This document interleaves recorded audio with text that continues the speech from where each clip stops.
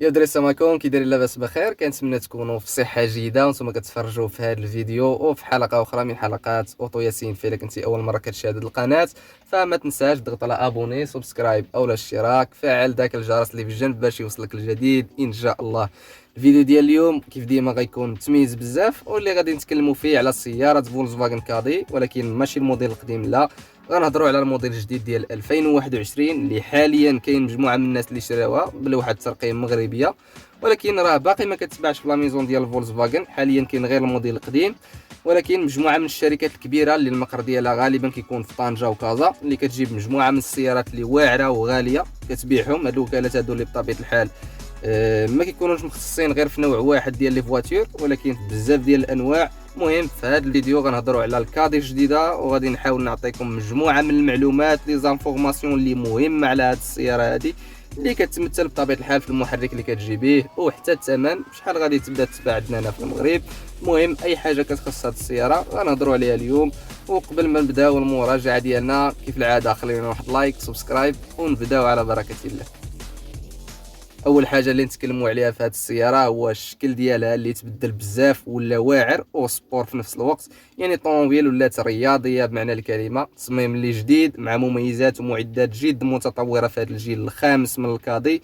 الاضواء الاماميه اللي كيجيو بالليد اكثر حده صراحه جاو زوينين بزاف. تبدل حتى الشباك الامامي اولا البارشوك، ودوك الاضواء اللي ولا شاد معاهم واحد الخط ديال الكروم، وكتوسطوا بطبيعه الحال العلامه ديال فولكسفاغن. السياره من الجانب ديالها صراحه ما كاينش شي تغيير كبير بينها وبين النسخه القديمه. والخلف ديالها ايضا جا مصروع بزاف، كيجيب اضواء اللي هما اون ليد طوال وكيقربوا يوصلوا للسقف ديال السياره.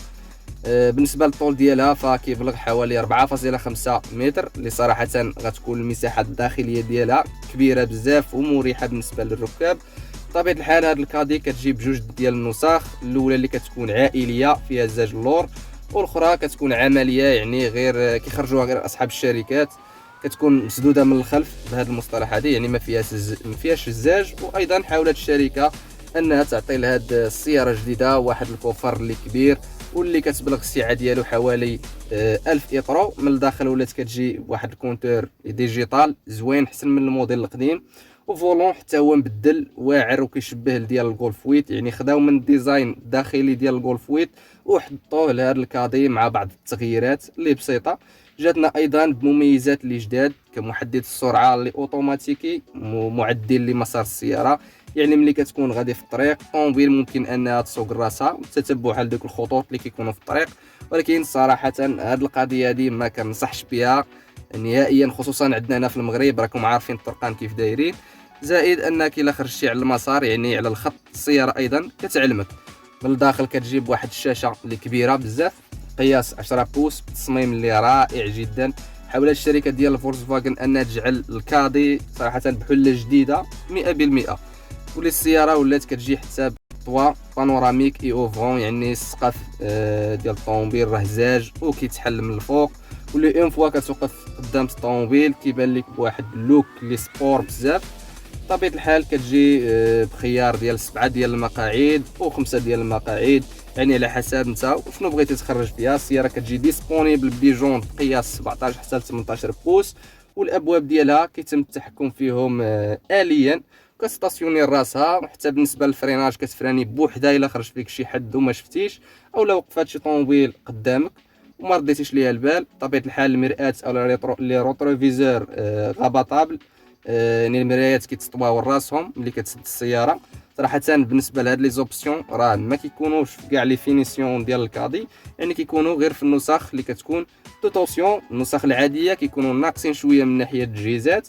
وبالنسبه للمحركات اللي غيكونوا متوفرين في هذا الكادي غيجي فيها موتور تي اس اي بقوه ديال 116 حصان ايسونس، وكاين محرك جي تي اي توربو، وتزاد فيها حتى موتور اللي جديد كيجينا ايبريد، اللي بطبيعه الحال مجموعه من الناس ما عارفينش ان المحركات اللي كيكونوا ايبريد فما كتخلص عليهم والو في الضريبه، يعني الدوله بدورها كتعفيهم من الضريبه. والطوموبيل اللي كتجي ايبريد فيها جوج ديال المحركات، واحد الكتريك وواحد ايسونس بقوه ديال 130 حصان، يعني موتور اللي مجهد. كاين ايضا موتوريزاسيون ديال الديزل لي مازوط وهما اللي غيدخلوا عندنا هنا للمغرب. يعني النسخه ديال ليسونس ما غتوفرش عندنا هنا حاليا في البلاد. كتجي بطبيعه الحال هاد النسخه ديال الديزل بمحرك تي دي اي عنده في لابويسونس ريال 102 ديال الاحصنه، لابويسونس فيسكال 8، يعني الضريبه كتقام ب 1500 درهم في العام. وكاين ايضا محرك اخر في ديزل نيت اللي القوه ديالو 122 شوفو، اللي بطبيعه الحال هاد 122 شوفو غيكون موتور في طوموبيل اللي غتكون توت اوبسيون يعني العامره كاع، وحتى هو عنده نفس الضريبه. السياره ايضا من المميزات ديالها انها كتقدر تجيب 4 موسيون، يعني الروايد كيدوروا بربعه بحال السيارات ديال الاودي اللي عندهم بنظام الكواترو. يعني هذا السيستيم كيعاون السياره باش ما تهربش بك في شي فيراج وكتحافظ على الثبات ديالها في الارض.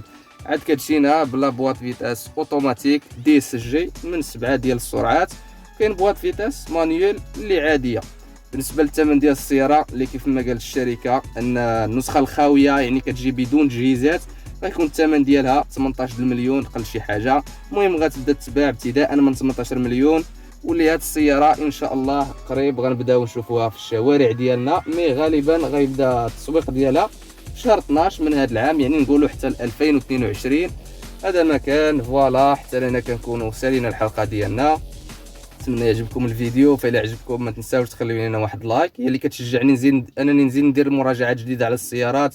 اللي باقي ما ابونيش معنا في القناه يتابوناي، يفعل زر الجرس باش اي فيديو حطينا في لاشين يوصلكم نتوما الاولين على شكل نوتيفيكاسيون. ما تنساوش تخليو لنا الاراء ديالكم في التعاليق، راه كنجاوب كل شيء، يعني اي معلومه واستشاره بغيتوها كتبوا لي في كومونتير وانا غادي نجاوبكم عليها. ايضا راه كناخذ بعين الاعتبار السيارات اللي كتقول لي دير لينا عليهم شي مراجعه.